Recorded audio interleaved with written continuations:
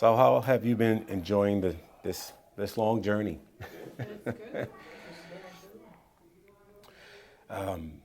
What I've noticed in the last several weeks, we've gotten to what I might call the crescendo of Jesus' ministry in Galilee, where he reached this pinnacle at a point where he starts to get rejected now. And then the leadership, as last week, pursues him and he confronts them.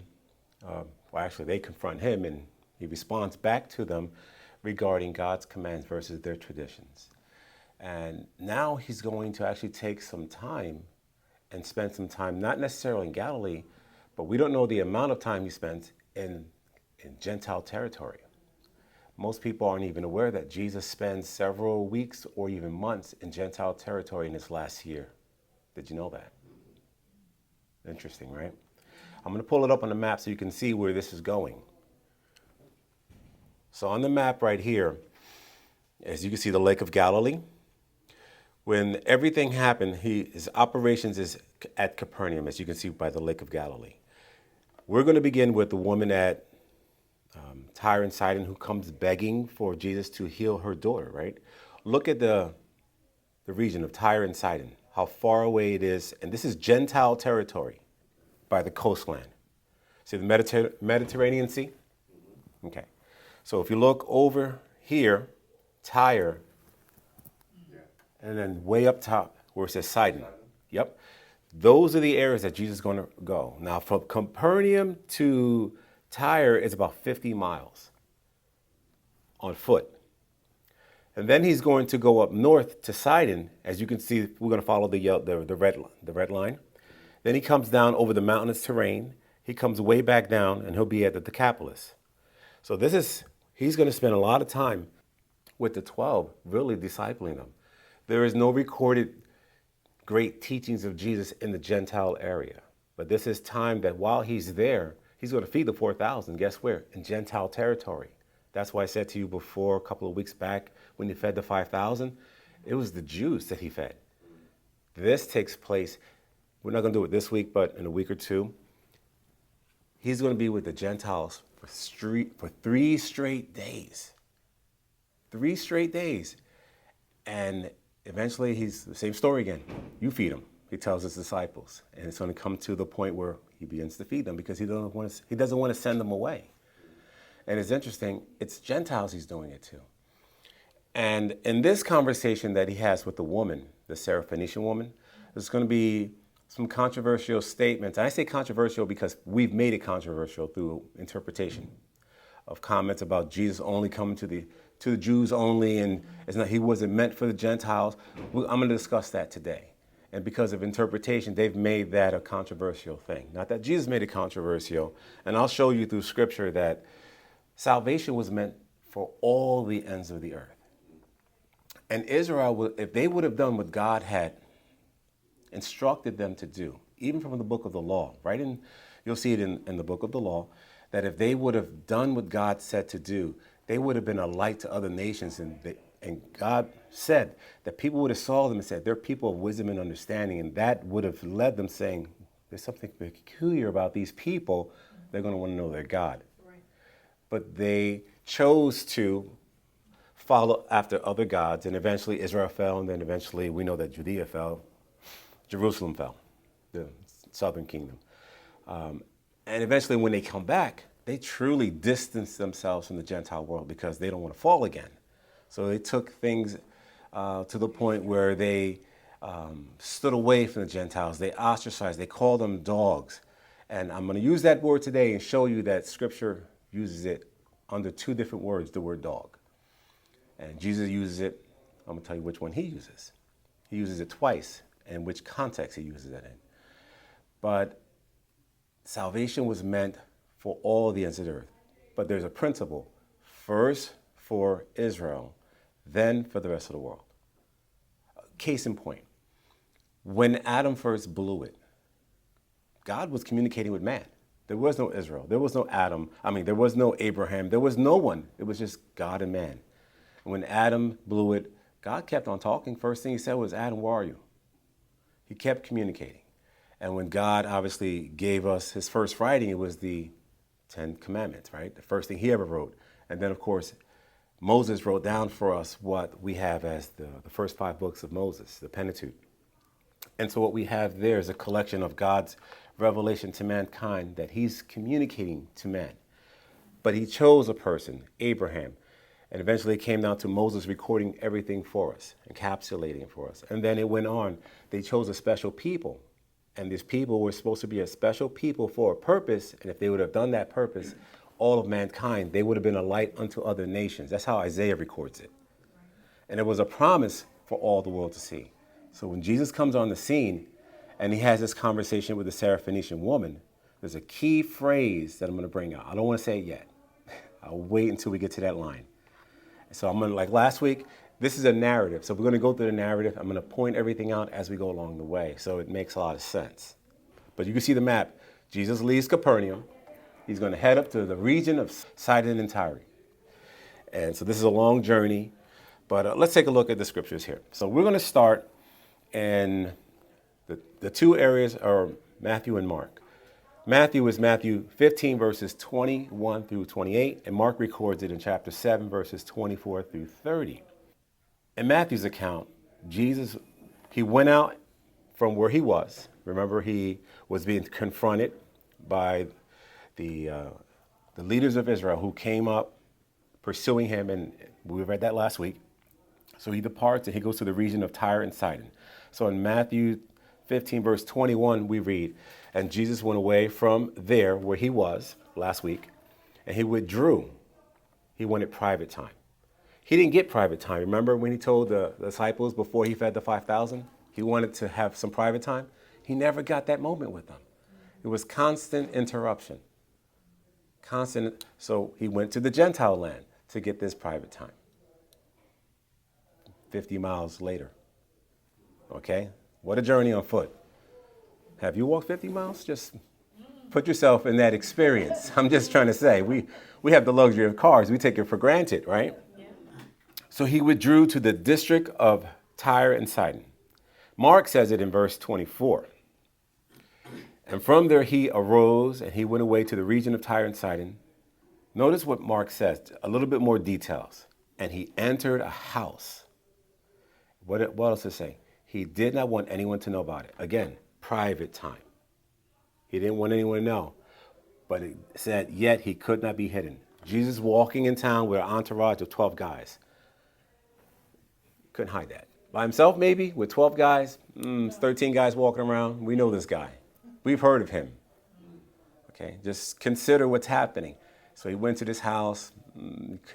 He wanted it to be, he didn't want anyone to know, but he couldn't be hidden. Okay. Now, both Matthew and Mark gives us a little bit more detail. So let's look at Matthew, verse 22. And now, behold, a Canaanite woman from that region. Let me pause for a second. What type of woman is that? Canaanite. Okay. So, a what? A Gentile. I'm going to question the word Canaanite. What comes to mind when you think of the Canaanites? True. What did God say about the Canaanites? What did he tell Israel to do with the Canaanites? Get rid of them. They failed. So this woman happens to be a leftover of Israel's failure. Not that Jesus is saying, let's get her now. That's not the case. But she's evidence of Israel's failure. And she's coming to Jesus for help. Just food for thought, okay? She shouldn't have even been there if Israel did their job. And I'm not advocating, get her. My point is... This comes to the dog issue. Yes, this is exactly my point. First reference to the dog. It's coming to that, but I'm going to highlight a little bit more about that. I'm glad you brought that up. So behold, a Canaanite woman from that region, she came out and she cried. Mark says in verse 25, immediately, I'm trying to say exactly what's happening parallel, and immediately a woman, we know she was a Canaanite woman, whose daughter had an unclean spirit, heard of him. Couldn't be hidden. He wanted to be private. She heard he was coming to town. These 13 guys, Jesus plus the 12. He wanted to be private. She heard about him. She came down and she fell at his feet. What do you think that meant? Fell down at his feet. That's worship. So I'm gonna go back and forth here. She's Canaanite. She's from that region. Do you think she has her own gods? Yeah. Think that region has her own gods? Yeah. I would say she's probably tried the method of their gods to get rid of that demon, and it hasn't worked yet. It didn't work. And when it came to the reality that she knows about Jesus casting out demons, and it does work, I think she's looking for someone who is real. She's confronted with, okay, I'm going to modernize it today. False healers. We have them. Versus people who are really doing the work of the ministry, and God is confirming his words through signs and wonders. And you have a contrast between the two. If you come face to face and you just know you're being fed a bunch of baloney, after a while you say, I can't do this anymore. This doesn't line up. Over here, there are results. I'm going to follow the results. And so this is a contrast. I'm just contrasting, not naming names, not slandering anyone. This is the experience of the woman. She's a Gentile, and I want you to notice this in Thessalonians 1:9. Paul says this, of the Gentiles. Now, these are Gentiles who are believers now. For they themselves report to us of the kind of reception that we received among you, how you have turned from gods that are idle to serve the living God. So Gentiles going out, Paul doing his missionary journey, Gentiles are now hearing the gospel message, and they're turning away from their false gods, and they're now believing in Jesus Christ. This woman is like the first evidence of that before Jesus even went to the cross. She has the results of probably going to her gods, not get any results, but she knows of Jesus. He casts out demons. Her daughter is possessed by demons. She brings that concern to him. She falls down and she worships him. I'm just contrasting the observations. Two witnesses, Mark's account, which really is Peter. Peter was there. Remember, Mark wrote on behalf of Peter, and Matthew was there too. And Isaiah 44, I'm going to do a little bit of references from Isaiah. He tells us that God tells us through Isaiah that idols are dead. There are no life in them. They're basically carved images, and people bow down to this wood and expect the results. And God says, I am the only God. So you'll find these things out in Isaiah, see all these things, how God proclaims himself to be the only God, that he called Israel to be a light to the nations, and how there is a redeemer, and he's called Israel to be a servant so that they can be that light to the nations, but Jesus will be the servant of the Lord. So it's all within chapters 42 to 49. You'll see all this encompassed in there.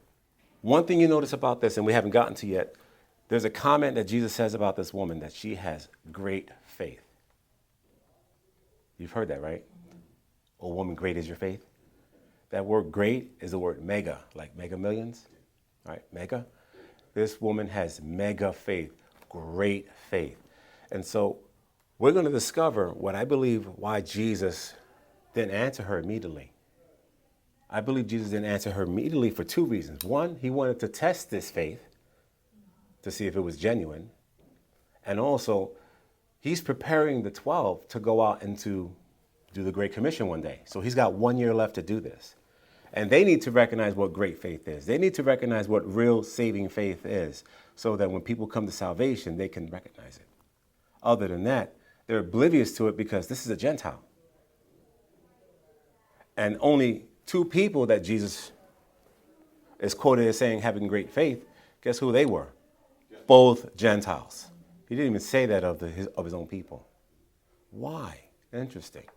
Because their faith was probably not in God per se, but more in themselves, performing for God. And as long as they check that box, then it really isn't faith. See, faith has to be pointed into an object. And I don't mean an object as in no life. Object meaning a person, meaning God. And if it's faith in the faithful one, and he produces results because of his promise, then you're putting your trust in the one who is the creator, the redeemer.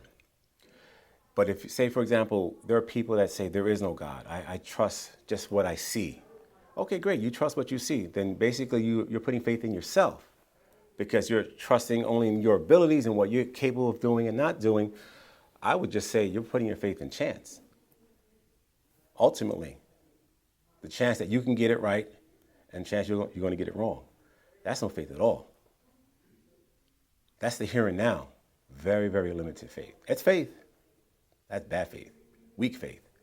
Oh, weak is thy faith, not oh, great is thy faith. Now I'm going to come back to Matthew 15, verse 22, and continue reading that. What did she say to him? Have mercy on me. She cried out to the one who was the dispenser of mercy. She worshiped him, bowed down and worshiped him. She cried out for mercy. She knows she's a Canaanite woman. And the next words, O Lord, that's Lord, Master, Son of David, that's key. Son of David, how does she know about Son of David? Being a Canaanite woman. How does she know about Son of David? Messiah. Son, very familiar. She probably is familiar with the stories of David. You know, the stories of the Old Testament about King David, how he conquered and all those things. But for her to know that much, have mercy on me, O Lord, Son of David. And then her request, my daughter. This is what drove her, because her gods didn't work for her. My daughter is severely oppressed by a demon, period. If this were your daughter, your child, and everything else you've tried did not work, but you know there is one that it works every time, 100% it works every time for him. Now you're this woman, you're in her shoes. She comes down, she bows before him. Have mercy. She's not saying she deserves this. Have mercy. That's not asking for justice. That's not entitlement. That's our generation today. Everyone expects it, you know, God's going to give it to me because he loves me so much. Got the wrong object, making the wrong request. Okay? Have mercy on me. O Lord, Son of David, my daughter is severely oppressed by a demon. Let's see how Mark says it in Mark 7:25. Immediately a woman whose daughter had an unclean spirit heard of him. She came down again. She fell at his feet. That's what I read to you earlier. What I see in verse 22, she's making a profession of faith on him that he is able to do this. In this situation, they heard the story. She heard the story. She had to hear the story to hear Son of David. There wasn't Bibles probably produced, and people in Tyre and Sidon had their own Bibles. It's not like today. So I don't believe that's the case. So I believe she did hear. So I would agree with that. But I believe that the talk, the word of mouth of what Jesus had been doing for 2 years had been happening. And so this one who had been casting out demons, remember, he had cast out many demons, so the word had gone out. Thousands had been following him. He could not be hidden, not even in Gentile territory. They know who he was. And when she heard he was there, she knew he could do this. So for her to go to him, she knew of this promised Messiah, Son of David. That's a title of Messiah. So the connection of Messiahship was important. That's why I said she made a profession of faith. She cried out to him as the one who can give her mercy. Only the Lord can give out mercy. In those days, they had tradesmen who traveled from one city to another. Absolutely, you're correct. You're absolutely. They saw what Christ was doing. Yes, absolutely. That's a great observation. Yeah, tradesman. He's absolutely correct. Now we're going to go to verse 26 in Mark. Now the woman was a Gentile, so we've confirmed that. She was Canaanite. She was also a Syrophoenician by birth. And she begged him to cast out the demon out of her daughter. She not only cried out for mercy, she begged. ED. So this is constant. She continued begging. And again, she begged him to cast out the demon out of her daughter. Matthew 15:23. Notice what he did. He did not answer her word. Ouch. It seems as though he ignored her. Yep. When I think about that, from the outside looking in, it may seem as though she's got a need. She's making it known. Jesus, why aren't you doing anything? There's a little bit more to the story. She made a profession of faith, is what I believe, on her statement. I believe Jesus wanted to see if this faith was real. So this now becomes a test. Yeah, that's what I was thinking. Okay? Because if you do have faith, trust me, the test is coming. Not the temptation, but the test. The Lord will test to see if this is genuine faith. So every comment coming out of his mouth to her should have insulted the normal person. She was so insightful and so clever. That's the best way I can say it. She refused to get insulted. She had a greater need. And she needed to talk to the one and have mercy upon. She needed the one who can give mercy and can meet her need to deliver her daughter. She refused to get offended. So when I see this, I see that Jesus is testing her. And like any test, the teacher is silent. He's walking around or he's observant. You're taking a test. I'm not giving you answers. This is an observation. This is a test.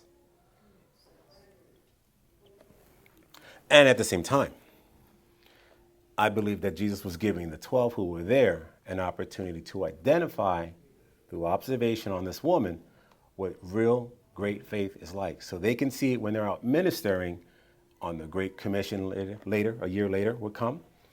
What does this faith look like? Notice a few things. In verse 22, we read, she cried out, have mercy on me. Remember that? Have mercy on me. Okay, that's penitent. This saving faith is penitent. It isn't entitled. In verse 22, she said, Lord, Son of David. We just spoke about that. That's reverent. That's having reverence for the Lord. Not disrespect. I'm not entitled. And in verse 26, in Mark, she kept on begging. She begged him to cast out the demon out of her daughter. She kept on begging. She was persistent and she was relentless. She needed this to happen. She knew he was capable. So obviously the disciples, what are their reaction? They wanted private time. What's their response? Oh, Lord, get this woman out of here. Everyone's going to know we're here. Get rid of her. Now, are they saying meet her need or get rid of her? Or both? We don't know. Well, let's see what happens. Verse 24 in Matthew. He answered, I was sent only to the lost sheep of the house of Israel. Do you know who he answered? Not the woman, the 12. He answered the 12. That's the interesting part. He wanted them to know, I was sent for the lost sheep of the house of Israel. That makes a difference. He ignored her. He answered her nothing. And then he speaks. That means he answered her. No, he wasn't answering her. He was answering the 12. How do you connect that? Let's keep listening because he's going to speak to her.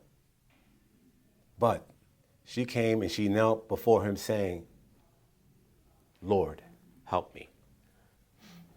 He's speaking to the 12. She's begging, have mercy on me. Her final plea, her greatest prayer, probably the greatest prayer we could ever pray is just, Lord, help me. I need your help. I can't take this. This is beyond me. Lord, help. Lord, help me. Help my daughter. And notice what happens. She worshiped him. She knelt before him. Again, this is the second time. She was not offended. She wasn't prideful, thinking that Jesus owed her anything. That was a very humble request. Just, Lord, help me. Notice Jesus' response to her, though. Verse 26, and he answered, it is not right to take the children's bread and throw it to the dogs. Ooh, that's the one that, because of interpreters, becomes very controversial. In the Greek, there are two words that Jesus uses when he uses the word dog. In the Sermon on the Mount, Matthew 7:6, do not give dogs what is holy. Holy, what is set aside. That dog is a big, angry dog that wanders around. That's the description of that dog. So let's use that. Don't give what is holy to big angry dogs who are going to turn and attack you. That's what it's saying. And it also says, or your pearls to pigs. They're the same metaphor, just a different animal. Your pearls is what's holy to pigs. Lest they is dogs and pigs, turn and attack you. Make sense? They is plural, not singular. Now when he says dogs, this one is, I'm going to show you, puppies, not big angry dogs. Now what does that mean? Let's put it in context. I have a dog at home, and he's a beggar. All he does is beg, gets up on his feet, he can't wait to get food. And when my father comes over, he forever gives him food. He's always getting for scraps for the table. So he knows to go to him. That's funny. He always goes to my father to get his food. But if my children are at the table, all that gets me upset. My wife makes dinner. We sit down, we eat. Am I going to take the tray of food that my wife made for my kids and just say, here, to my dog, the whole tray? Thank you. Priorities. The dog or the children? The children have to eat first. There's priorities here. There's nothing wrong with taking care of the puppy later. Priorities. As I said to you earlier, Israel was the vessel that God separated among the whole world so that he can get his revelation out that salvation was for all the world, but it first came through Israel. Romans 1:16, my wife's favorite verse, that the gospel was, you want to quote it? Want to quote it? I am not ashamed of the gospel, for it is the power of God unto salvation, first for the Jew and then for the Gentile. Priority. Thank you.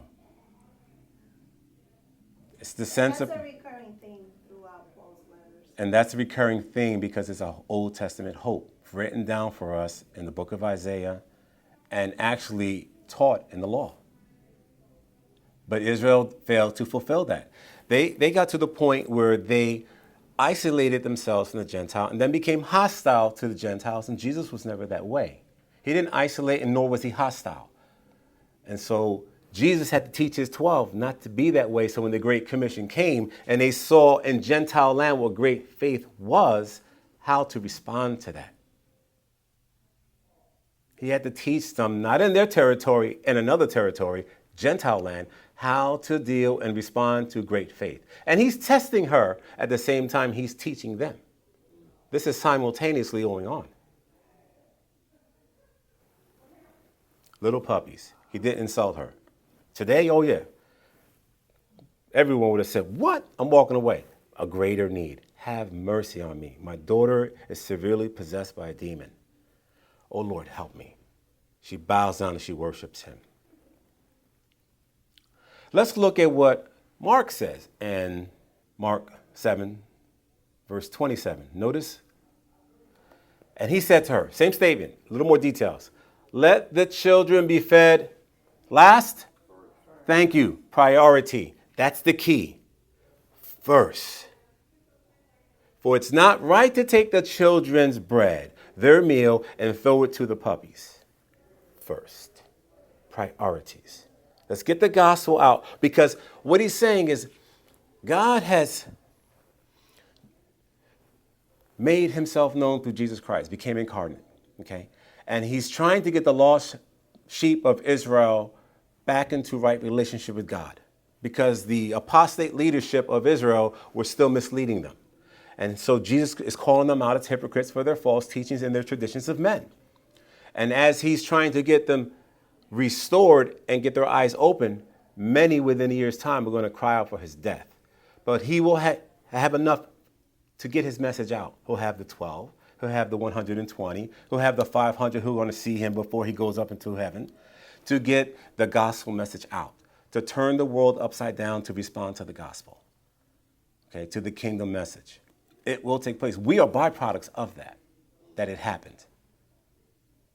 Okay? And so when we see this, we're seeing that there is a priority to the kingdom. And Jesus is trying to get them to see that Israel needs to see it right first. So when I do send you out, You are a light to the nations. That's why I've set you apart. My point is, when Jesus came, he came to restore or bring back the lost sheep, the shepherd looking for the sheep. He accomplished that. But at the same time, he was rejected. And a year from now, he would go to the cross. And he would have enough to start the kingdom message, the Great Commission. The 12, again, the 120, the 500, and he's ascended into heaven. More than enough, he calls the Apostle Paul, more than enough to get the gospel and the kingdom message going because, again, as I said earlier, we are the byproducts of that today. And as I look at this message, the Gentiles, this is the time of the Gentiles and the Jew as well. It's important for us to know that when Jesus called her a little puppy, that she understands that the door for the Gentile was still future. He was dealing with the Jews at that moment to restore them, but the door for the Gentiles was still future. Israel was not the end of God's call to salvation. They were a means to an end. He was going to use them as a light to the nations. So when you tell me John 3:16, the lost sheep of the house of Israel who would get the message of the gospel and believe on him would be the vessels light to the nations to get people saved so that whoever would believe would be saved. Does that make sense? So they would be the means to accomplish the ends. But it started in priority, the Jews first, when it was launched. Yes. That goes back to the Abrahamic covenant. Through Abraham, all the nations would be blessed. Exactly. Yes, it does. And my wife loves teaching on the Abrahamic covenant, so she had to chime in. I love you. She laughs. She knows it's true. I just put her out there. So let's notice her response after this. In verse 27 in Matthew, she says, "Yes, Lord.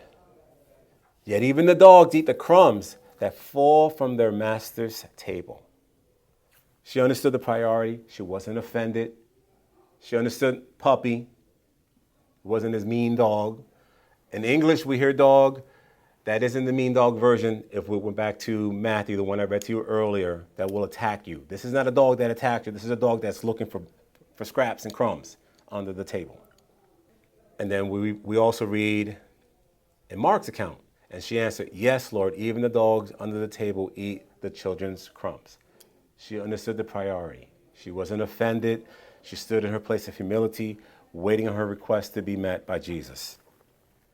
What I noticed is that her faith wasn't going to be dissuaded. She wasn't going to be discouraged by what Jesus said. She made a request known. She was asking for mercy.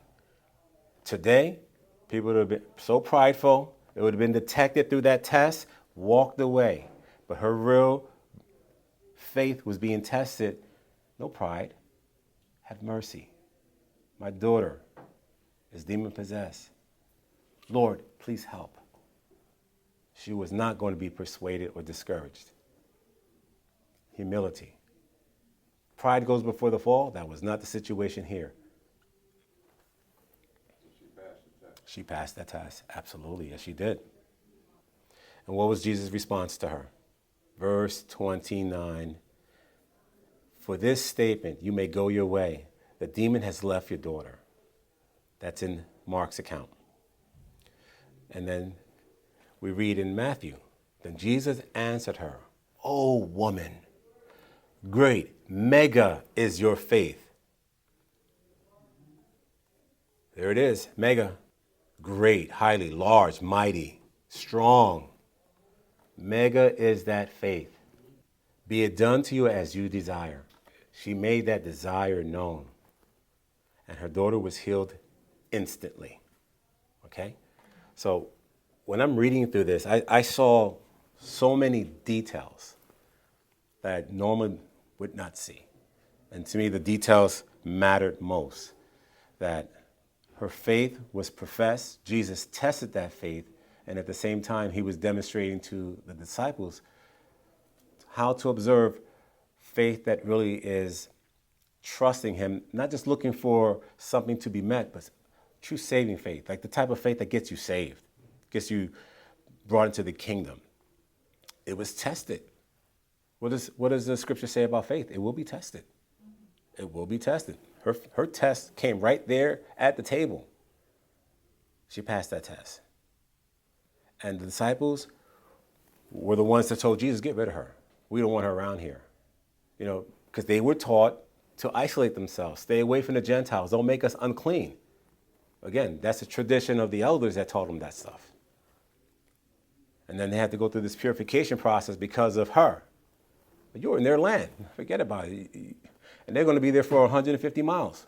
That long road distance that I showed you on the map. But Jesus was giving them an opportunity, and he's going to do it for several weeks. This is training time for the 12. They finally got some private time. It got interrupted, but at the same time, he used this as a lesson for them to learn and test their faith at the same time from a Gentile, from one of us.